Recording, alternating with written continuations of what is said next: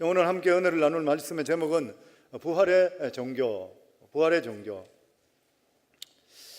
2018년 세계 종교 분포도가 나와 있었는데 보니까 첫 번째가 기독교 20억 4천만, 그리고 두 번째가 이슬람 12억 2천, 그리고 세 번째가 가톨릭 11억 4천, 그리고 힌두교가 8억 3천, 그리고 하나님이 계신 것을 확인할 수 없다 이렇게 믿는 사람, 불가지론자 6억 4천, 그리고 불교가 3억 7천, 무신론이 1억 5천, 이런 식으로 여러 종교들이 많이 나와 있었습니다. 오늘날 세상에 수많은 종교들이 있습니다. 그들은 그런 나름대로의 믿는 것이 있기 때문에 지금까지 존재하고 있는 것입니다. 그러나 실제로 그 종교 안에 들어가 보면 허상인 것이죠. 왜냐하면 그런 모든 것들이 인간이 만든 그러한 종교이기 때문인 것입니다. 현재 세계에서 가장 빨리 확장되고 있는 종교는 이슬람 종교라 그렇게 말하고 있습니다. 거기에 나오는 알라는 무함마드가 속한 꾸라이시 부족에 섬기던 신의 이름이었습니다. 자기들은 성경에 나오는 하나님과 같다 이렇게 이야기하지만 실질적으로 안으로 들어가 보면 다른 것이 너무나 많이 있습니다. 또 그들은 천국이 100단계로 되어 있다 이렇게 해서 알라에 대한 믿음과 순종에 따라서 어느 단계가 정해지게 됐다 이렇게 이야기합니다. 그리고 이슬람 선교를 하는 선교사들이 꾸란과 그리고 또한 그들을 같이 복음을 전하면서 이슬람 교회의 종교에 대해서 연구 발표한 것이 있는데 보면은 이슬람의 낙원은 황금으로 되어 있고, 그리고 그 안에는 눈이 크고 아름답고 순결한 여성으로 가득 차 있고 쾌락의 극치를 추구하고 있는 모습을 보여준다. 이슬람의 천국 개념은 이 관능적이고 세속적인 그러한 그림의 한 장면과 같다, 그렇게 표현을 해놨습니다. 그리고 지하드, 성전이죠. 알라를 위해서 싸우는, 자기의 신을 위해서 싸우다가 죽게 되면 곧바로 천국으로 들어가는 것. 이슬람은 사람이 죽게 될 때는 그 사람의 잘했던 것 못했던 것을 따져서 저울에 달아서 잘한 것이 많으면 천국 가고, 그리고 잘한 것이 적으면 지옥 가게 되어 있습니다. 그런데 이 성전에 참여하게 될 때, 그래서 전쟁에 참여하게 돼서 죽게 되면 잘못하고 잘한 걸 따지지 않고 곧바로 바로 천국으로 가는데, 거기 가면 눈이 크고 아리따운 여자 72명 기다리고 있다 그래요. 그 사람들 눈 큰 여자들 좋아하는가 봐요. 그런데 이런 것을 믿으면서 사람들은 목숨을 버립니다. 잘못된 종교를 믿게 될 때는 인생 전체를 사기당하는 것이에요. 무엇보다도 기독교를 제외한 모든 종교의 창시자는 사람이었고 다 죽었습니다. 몇 년 전에 죽은 자칭 재림예수 통일교의 문선명도 죽었습니다. 재림예수는 죽으면 안 돼요. 하나님이 어떻게 죽을 수가 있습니까? 또 어떤 교단의 교주는 자기가 보혜사래요. 성령이라 그래요. 사람이 어떻게 보혜사가 될 수가 있는 것이에요. 그런데도 사람들은 막연하게 그냥 추종해요. 왜냐하면 설교가 좋다든지 아니면 기사 이적을 일으키게 되면 그냥 복종해버리는 것이에요. 인간은 모두 다가 죽게 되어 있습니다. 왜냐하면 인간은 지었는 죄값을 통해서 죽음이 왔기 때문에 이것을 피할 수 있는 사람은 아무도 없어요. 그리고 나중에는 심판받을 수밖에 없는 것입니다. 인간에게 죽음이 왔는 것은 죄로 말미암아 죽음이 왔기 때문에 죄가 해결되지 않고는 죽음을 뛰어넘을 수가 결코 없는 것이에요. 그래서 모든 인간은 죽을 수밖에 없는 것이에요. 사람들은 죽기 싫어서 좋은 음식을 먹고 좋은 약을 먹고 그래서 오랫동안 살다가 나이가 들어서 늙어 죽는 것, 이게 복된 죽음이라 그래요. 근데 실제적으로 복된 죽음인가요? 예수 모르고 나서 죽게 되면 심판받아 지옥 가는 것이에요. 결코 복된 죽음이 될 수가 없는 것이에요, 보면. 그래서 누구든지 간에 사람들은 한 번은 고통스럽게 죽게 되어 있는 것이에요. 그런데 더 무서운 것은 뭐냐면 죽고 나면 어떻게 되는지를 아무도 모르기 때문인 것이에요. 지금까지 인류에 수많은 사람들이 죽어갔습니다. 지금도 죽어가고 있는 것이고, 그럼에도 불구하고 죽음 이후에 대해서 말해주는 사람이 아무도 없어요. 왜냐하면 죽거나 살아난 사람이 아무도 없기 때문인 것이요. 만약에 인간에게 누군가가 더 이상 죽지 않고 살게 만약 해주는 사람이 있다면 아마 그 사람은 하나님이 될 것이고, 세계적인 대통령이 될 것이고, 노벨상이라는 상은 다 받을 것이야 아마. 그런데 그런 사람은 이 세상에 없는 것이요. 왜냐하면 죽음이라는 것은 인간 전체가 당하는 문제이기 때문인 것입니다. 그래서 이 세상의 사람들은 죽음에 대한 것을 문제를 해결하지 못해요. 그런데 이 죽음의 문제를 해결하신 분이 오직 계시는 분이 십자가에 달려 죽으시고 나서 3일 만에 다시 부활하신 예수 그리스도밖에 없는 것이요. 왜냐하면 죽음을 해결하신 것을 보여주신 확증이 뭐냐면 죽으셨다가 다시 살아나신 부활이기 때문인 것이에요. 그래서 기독교의 가장 핵심 진리가 뭐냐면 부활입니다. 만약에 부활이 없다면 기독교도 없어요. 만약에 예수님께 다시 살아나지 못했다 그러면 예수님도 하나님이라 했는 것이 거짓말이 돼요. 왜냐하면 죄로 말미암아 죽었기 때문에. 이 세상에 수많은 종교가 있는데도 불구하고 그들이 구원이 될 수가 없는 그런 이유가 뭐냐면은 인간의 문제는 사망 자체가 죄로 말미암아 왔는데 이 죄를 해결할 수 있는 유일한 길은 죄값을 치러줄 수 있는 분이 있어야 돼요. 이 죄값을 치러줄 수 있는 분은 죄가 없는 분이어야 돼요. 그런데 이 세상에 죄 없는 분은 인간은 아무도 없는 것이에요. 오직 하나님밖에 안 계시는 것이에요. 그래서 이 세상에 우리 죄를 위해서 죄값을 치러주실 분은 하나님밖에 없으시기 때문에 하나님의 독생 성자 예수 그리스도를 이 세상에 보내주시고 우리를 위해 십자가에 대신 못 박혀 죽게 하시고, 그리고 우리 죄를 위해서 죽으심을 우리가 믿음을 통해서 죄가 있는데도 불구하고 하늘나라 법으로 죄 없다고 인정해 주는 것이 바로 칭의인 것이에요. 이 일을 이룰 수 있는 분은 오직 예수 그리스도밖에 없는 것입니다. 예수님은 식물인간으로 계시다가 다시 살아난 거 아니에요. 옛날 초대교회 때도 예수님이 덜 죽었다가 살아났다 이렇게 하는 것도 있었어요. 근데 예수님께서는 확실히 죽으셨습니다. 예수님 십자가 6시간 달리시고 완전히 죽으시고 로마 병정이 창으로 옆구리를 찔러서 심장이 파열됐어요. 그래서 피와 물이 다 흘렀어요. 확실하게 완전히 죽으시는 분이에요. 그러니까 부활하기 위해서는 완전히 죽어야 됩니다. 그 상태에서 하나님의 능력으로 다시 살아나야 되는 것이에요. 다시 살아날 때는 같은 몸을 입고 살아나는 것이 아니라 다시는 죽지 않는 그런 몸, 병들지 않는 그런 몸, 완전히 새로운 몸으로 살아나야 되는 것이에요. 그때는 몸의 재질이 지금 우리 몸과 같은 것이 아닌 것이에요. 완전히 새로운 재질로 태어나야 되는 것이에요. 그리고 그러한 몸은 공간과 시간의 제한을 받지를 않아야 돼요. 그리고 이렇게 새로운 몸을 입은 사람은 영원히 죽지를 않는 것이에요. 예수님 당시에도 이러한 부활을 믿지 않는 그러한 부류들이 있었습니다. 그 중에 특별히 사두개인들이 있었습니다. 이들은 철저하게 현실주의자들이었습니다. 그들이 생각할 때에 만일 사람이 부활하게 된다면 골치 아픈 일이 많이 생길 것이라, 그래서 부활이 없다 이러면서 예수님을 찾아갔습니다.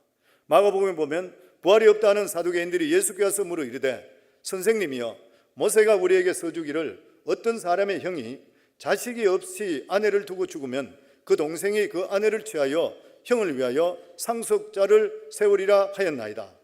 사두개인들은 유대의 한 종파였었는데 대체적으로 정치인들이 많았습니다. 그런데 이들은 부활을 믿지 않았어요. 그들은 이 세상에 종교생활 잘하는 것이 신앙이라 이렇게 믿었어요. 그에 비해서 바리새인들은 부활을 믿었습니다. 자유신앙을 가진 사람들은 부활을 잘 믿지 않습니다. 대개 부활을 잘 믿지 않는 사람은 보면 공부를 많이 했는 사람, 현실주의적인 사람, 이런 사람 부활을 잘 안 믿어요. 그래서 사두개인들은 예수님을 찾아가서 부활이 없다는 것을 증명하기 위해서 예수님께 예를 하나 들어 질문합니다. 율법의 형이 자식이 없어 죽게 되면 그 동생이 그 형수를 취하게 해서 자식을 낳게 하는 것이에요. 그래서 어떤 동네에 한 7 형제가 있는데 형이 자식 없이 죽었어. 그래서 둘째가 형수를 취했는데 또 자식이 없고 둘째가 또 죽었어. 그리고 셋째가 또다시 형수를 취하고, 이래서 7 형제가 한 형수를 취하고 자식을 낳지 못하고 죽었는 거예요. 만약에 부활이 있다면은 7 형제가 다가 한 여자를 같이 살았기 때문에 그럼 누구 마누라가 되느냐? 예수님은 그 대답해 보라는 것이요. 만약에 이것이 부활이 있다면 얼마나 혼란스러운 것인가? 그랬을 때 예수님이 말씀하시기를, 예수께서 이르시되 너희가 성경도 하나님의 능력도 알지 못함으로 오해함이 아니냐. 사람이 죽은 자 가운데 살아날 때는 장가도 아니가고 시집도 아니가고 하늘에 있는 천사들과 같으니라. 예수님은 우리 몸이 부활할 때에 우리 지금 이 몸으로 부활하는 것이 아니라는 것이요. 이 몸이 아니라 영원히 죽지 않고 병들지 않고 늙지도 않고 완전한 새로운 육체로 우리에게 이 세상에 부활한다고 하는 것이요. 부활을 죽은 상태에서 다시 살아난다면, 똑같은 모습으로 살아난다면 소생이 되는 것이요. 부활이 될 수가 없습니다. 부활은 완전히 죽었다가 하나님의 능력으로 다시 살아나는 것이요. 그때는 예수님처럼 완전히 새 옷을 입게 됐어요.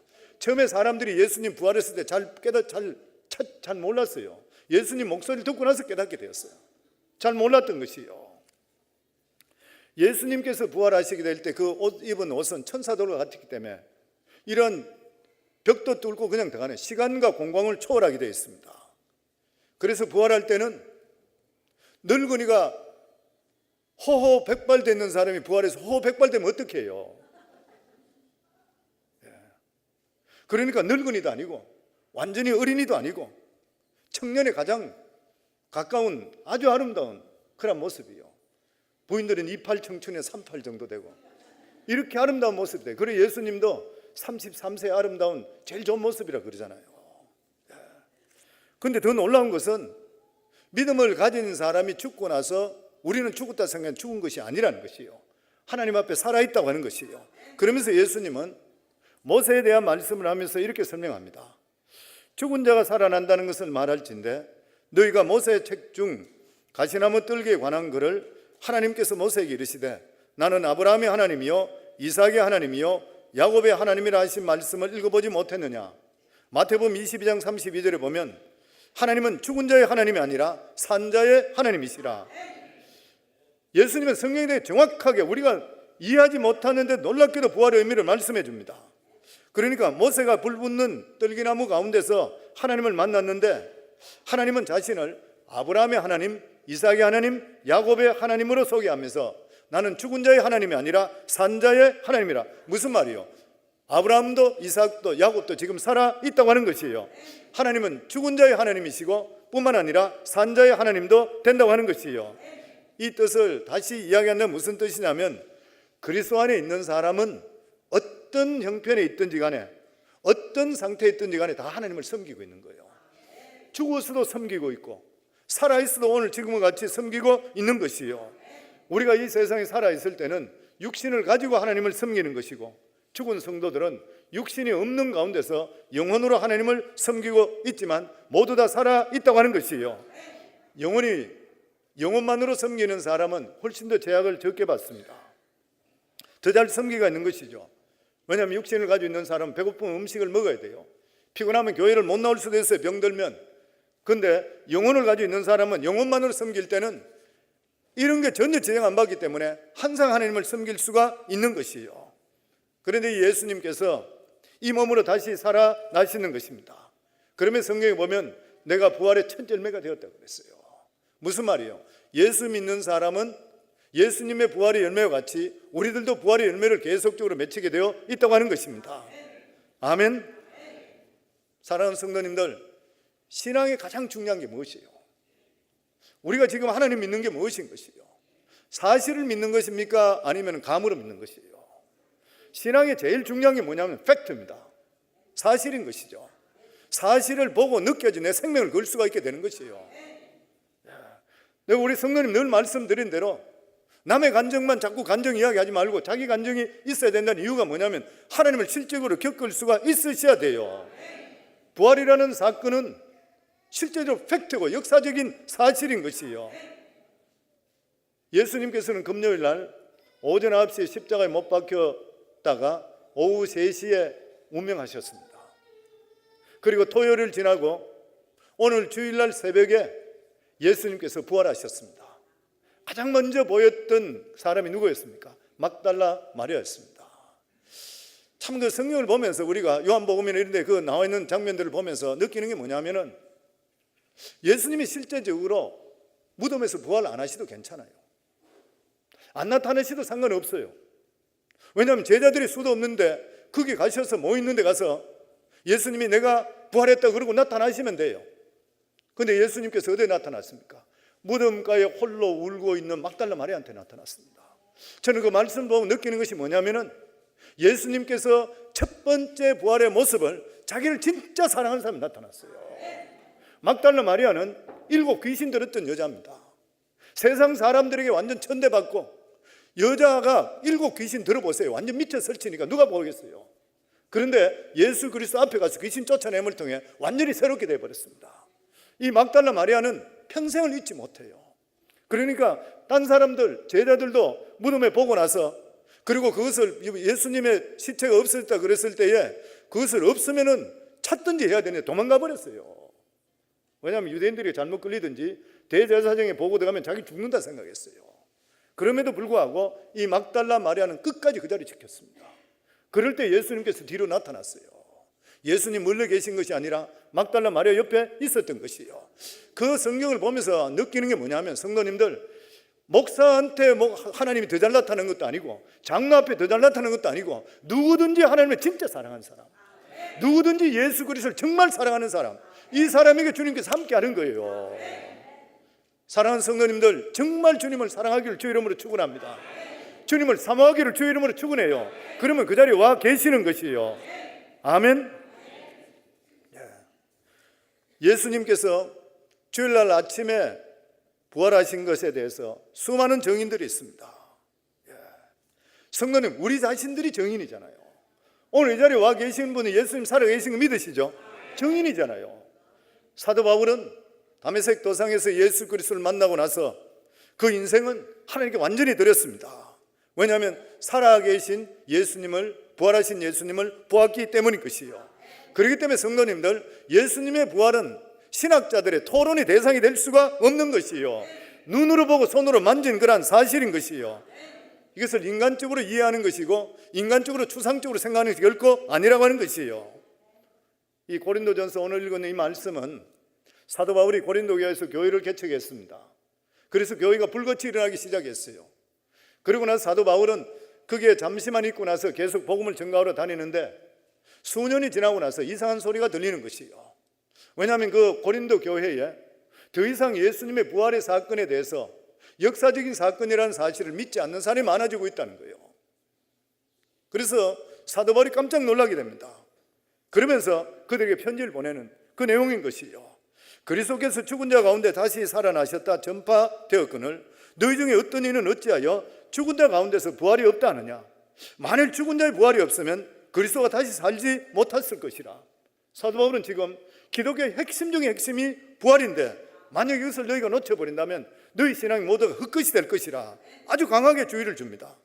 사도 바울이 이렇게 부활을 강하게 주장하는 이유가 어디에 있는 것이에요? 이 고린도 교회에 헬라 철학이 돌아왔습니다. 헬라 철학이 돌아왔는데 헬라 철학은 뭐냐면은 영혼은 거룩하고 육신은 추하다 이렇게 하는 거예요. 그리고 영혼이 거룩하고 육신은 추하기 때문에 추에 있는 육신이 다시 부활한다는 것을 받아들이지 못하는 거예요. 그러니까 그들이 어떻게 가르치냐면은 꼭 죽었다가 살아난 것이 중요한 것이 아니라 우리 삶 속에 부활신앙을 갖는 것이 좋다, 그렇게 가르치는 것이에요. 그런데 사도 바울이 굉장히 분노합니다.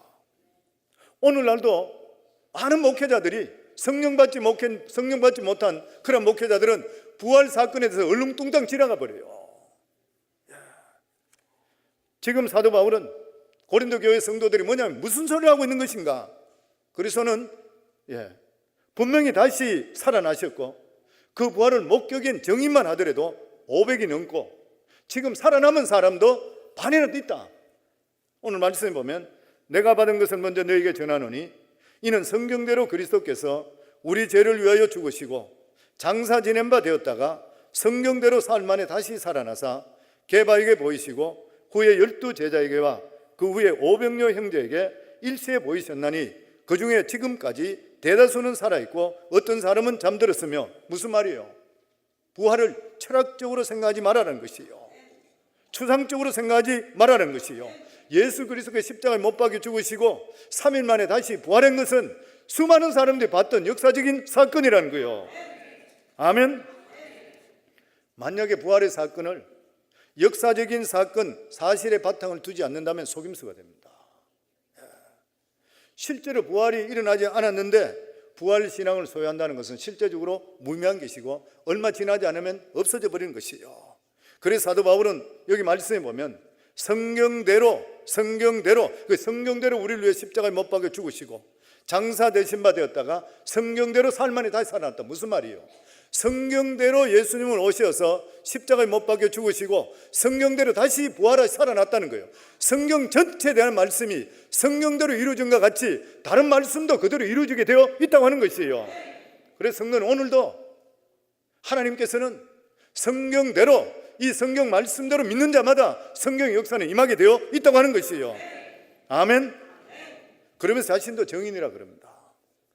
7절부터 보면 그 후에 야고보에 보이셨으며 그 후에는 모든 사도에게와 맨 나중에 만삭되지 못하고 난 자 내게도 보이셨느니 나는 사도 중에 가장 작은 자라 나는 하나님의 교회를 박해하였으므로 사도라 칭함을 받기를 감당치 못할 자라. 사도 바울의 신앙은 한마디로 이야기 뭐예요? 부활신앙입니다. 사도 바울의 사고방식을 완전히 뒤꺾어놓고 뒤집어 놓는 사건이 다메섹 도상에서 부활하신 예수 그리스도를 만남을 통해 변화됐습니다. 부활하신 예수 그리스도를 보기 전까지 사도 바울은 기독교를 혐오했습니다. 왜냐하면 성경 말씀에 보면 나무에 달린 자들은, 나무에 달려 죽는 자는 저주받은 자라 되어 있습니다. 자칭 하나님이라 했던 예수가 십자가에 못 박혀 죽었는 거예요. 그런데 예수님이 죽고 나서도 사람들이, 계속 많은 사람들이 추종하는 거예요. 그러니까 사도 바울이 생각할 때는 사교 집단을 따르는 사람이라 생각했어요. 그리고 예수님은 사기치다가 죽었다고 생각하기 때문에 실패한 인생이라 생각했어요. 그래서 예수 믿는 사람을 성경에 보시면 사도 바울은 죄인 중에 괴수라고 했던 이유가 예수 믿는 사람 잡아서 죽였던 사람이요. 그러던 사람이 다메섹에 예수 믿는 사람들이 많이 모인다는 소리를 듣고 대제사장의 공문을 받아서 사람들을 데리고 다메섹 쪽으로 가다가 도상에서 빛 가운데 나타나신 부활하신 예수를 진짜 보잖아요. 완전히 눈이 멀어버립니다. 그러면서 그는 인생이 완전히 바뀌어버린 것이에요. 예수 그리스도를 만났는데 예수 그리스도가 힘없는 예수가 아니라 살아있는 예수 그리스도, 힘있는 예수 그리스도, 능력 있는 예수를 진짜 보게 되었던 것이에요. 그때부터 사도 바울은 자기 인생이 완전히 180도로 바뀌게 됐습니다. 그리고 사도 바울은 가는 곳들마다 주님께서 함께 하셨고 주님께서 능력 주시고 살려주시고 건져주시고 붙들어 주셨던 것이에요. 사도 바울에게는 예수님은 살아계신 하나님이었습니다. 오늘 이 자리에 와 계시는 성도님들, 예수님은 살아계신 하나님이신가요? 그렇다면 그 역사가 그대로 임할 줄을 믿습니다. 오늘 여기 보면 야고보에도 보이시면, 야고보가 누구예요? 예수님의 동생이잖아요. 30년 동안 공생애기 30년 동안 같이 먹고 같이 자랐잖아요. 그런데 어느 날 자기 형님이 메시아라 하나님이라 그래 안 믿었어요. 그래서 가족 가운데 예수 믿게 하는 게 진짜 힘들어요. 그런데 야고보가 언제 예수 믿었습니까? 예수님이 죽으시고 3일 만에 다시 부활하심을 보고 이게 우리 형님이 아니라 살아계신 하나님을 믿게 됐어요. 그래서 초대교회 최고 지도자가 되었던 것이에요. 예수님의 부활은 죽음이 끝이 아니라는 것을 보여주신 그런 사건입니다. 죽음이 끝이라고 생각하면 사람은 못할 짓이 없어요. 살기 싫으면 죽으면 돼요. 그러나 중요한 것은 죽음 후가 분명히 있다는 것이에요. 저는 우리 성도님들 주를 위해 사시기를 주 이름으로 축원합니다. 하나님이 기뻐하는 삶을 살기를 주 이름으로 축원합니다. 성경에 있는 마디마디 말씀들 다 믿기를 주 이름으로 축원합니다. 세상에 없어질 것을 믿고 사시지 마시고 영원한 것을 보고 사시기를 주 이름으로 축원합니다. 만약에 예수님의 부활이 없다면 어떻게 될 것인가? 예수님의 부활이 없다면 복음은 거짓이고 복음을 증거하는 이러한 자들은 거짓의 무리인 것이요. 인간은 모두 다 죄인이고 인간이 죄를 청산할 수가 없는 것이요. 왜냐하면 죄인이 죄인을 청산할 수 없기 때문인 것이요. 그런데 예수님께서 우리를 위해 십자가에 못 박혀 죽으시고 무덤으로 들어갔습니다. 우리 죄를 짊어지시고 무덤으로 들어갔던 것이요. 그래서 이것을 설명할 때에 빚을 진 사람, 채무를 진 사람이 감옥에 들어가게 될 때는 채무가 해결되어 나올 수 있는 것 마찬가지예요. 이 세상에 수많은 종교 지도자들이 있었지만은 결과적으로 자기들은 수많은 좋은 이야기를 해도 죽고 나서 자기 죄값을 통해 치르지 못하기 때문에 나오질 못했어요.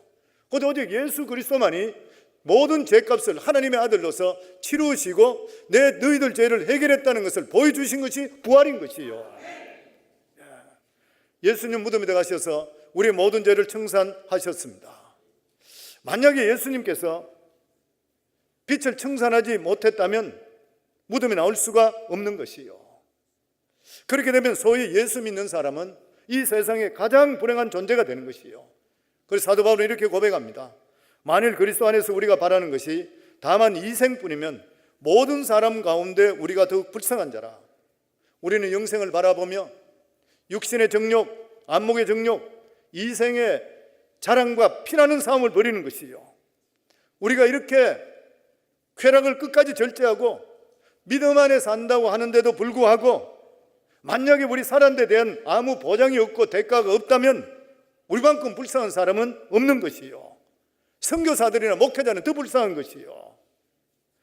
만약에 죽음으로 끝난다면 사후에 눈물도 근심도 고통도 이별도 없는 그곳에 주님과 함께 영원히 산다는 보장이 없다면 이 세상에 의롭게 살려고 애쓸 필요도 없는 것이고 주일날 예배당에 나올 필요도 없는 것이요. 그런데 2000년 전에 예수님께서 부활절날 오늘 새벽에 예수님께 부활하셨는 것이요. 무덤에서 나오셨는 것이요. 사망 권세 이기시고 부활하시는 것입니다. 한마디로 예수님께서는 인류의 모든 죄값을 다 치루어 주셨는 것이요. 이제 예수 그리스도의 부활을 통해서 죄의 사슬은 끊기게 된 것을 믿으시기를 주의 이름으로 축원합니다. 모든 저주와 절망에서 해방되었는 것이요. 얽매고 있는 데서 해방되었는 것이요. 우리 성도님 예수 안에 새로 태어나시는가요? 부활을 믿으시는가요? 그러면 성도님들이 가장 복된 존재예요. 성도님, 이 세상에 가장 복된 존재가 누굽니까? 영원한 천국을 소유한 사람이요. 살아가는 삶에도 주님과 동행하는 사람이잖아요. 돈으로 환산하겠습니까? 무엇으로 환산하겠어요? 성도님께 자주 말씀드린 대로 예수 믿는 것은 운수 대통 하나는 못 믿는다 하는 이유가 진짜 예수 믿는 것은 우리가 운수 중에 대통 하나는 진짜 못 믿어요. 아멘. 그래서 우리가 인생의 가장 복된 존재, 예수만 믿으면 복된 존재예요. 그래서 우리가 사람이 누가 장례식 할 때 죽게 되면 항상 묻는 게 그거잖아요. 예수 믿습니까? 묻잖아요. 믿었다 그러면 그래도 정말 감사하네요. 그걸 끝나잖아요. 아무리 돈을 많이 가지고 있다도 예수 안 믿었다 하면 뭐 할 말이 없어지는 거예요. 사도 바울이 patmos섬에 유배되었을 때에 성령께서 요한을 부르십니다. 뒤돌아봤더니 예수님이 서 계시는 거예요. 계시록 1장 8절에 예수께서 이렇게 말씀합니다. 곧 산자라 내가 전에는 죽었었노라. 볼지어다 이제 세세토록 살아있어 사망과 음부의 열쇠를 가졌노라. 예수님은 실제로 죽어서 무덤에 들어가셔서 마귀의 권세였던 사망과 음부의 열쇠를 빼앗아 왔는 것이요. 예수님께서는 하늘과 땅의 모든 권세를 가지고 계신 만왕의 만주의 주가 되시는 것이요. 이 예수는 오늘도 이 자리에 살아 계시는 것이요. 그렇기 때문에 세상을 바라볼 때에 이해되지 않는 부분이 있다 하더라도 예수 그리스도를 바라보기를 주의 이름으로 축원합니다. 죽음을 이기신 예수 그리스도를 믿음으로 바라볼 때에 우리는 세상에 어떤 일도 좌절하지 않게 되는 것이요. 왜냐하면 부활하신 예수께서 이 세상의 모순과 죄악이나 이런 모든 것들은 언젠가는 반드시 심판할 날이 오기 때문인 것이에요. 영육간에 괴롭습니까? 살아계신 예수님께서 수고하고 무거운 짐진 자라 다 내게로 오라 그랬어요. 우리를 쉬게 만들어 주신다 그랬어요. 주님 바라보기를 주 이름으로 축원합니다. 사랑하는 자가 죽어가고 있습니까? 그럴 수 있잖아요. 우리 교회도 암으로 죽어가는 분이 계셔요. 그런 분이 계실 수 있잖아요. 그 슬픔은 말할 수가 없습니다. 그런데 절대 절망하지 말아야 되는 것이요. 왜냐하면 예수 부활, 우리 부활이기 때문에 누구든지 죽는다 하더라도 예수 안에서 새 옷을 입게 되는 것이고 우리들도 마찬가지로 새 몸을 입으면서 언젠가 만나서 하나님께 함께 영광 돌리고 살게 되어 있다고 하는 것이에요. 아멘. 세상에 억울한 일 그리고 괴로운 일이 있다 할 때마다 부활하신 예수 그리스도를 바라볼 수 있기를 주의 이름으로 축원합니다. 이게 부활 신앙인 것이요. 예수께서 이르시되 나는 부활이요 생명이니 나를 믿는 자는 죽어도 살겠고 무려 살아서 나를 믿는 자는 영원히 죽지 아니하리니 이것을 너희가 믿느냐? 우리 성도는 믿으시는가요? 그러면 여러분은 복된 존재인 것이요, 천국에 여러분들에게 있는 것이고 살아가는 삶에도 주님께서 우리와 동행해 주시게 되어 있는 것이요, 세상 모든 어려운 문제는 주님께 내어놓으시고 부활 권세 가지시고 기뻐 살아갈 수 있는 우리 성도들 다 될 수 있기를 주의 이름으로 축원합니다.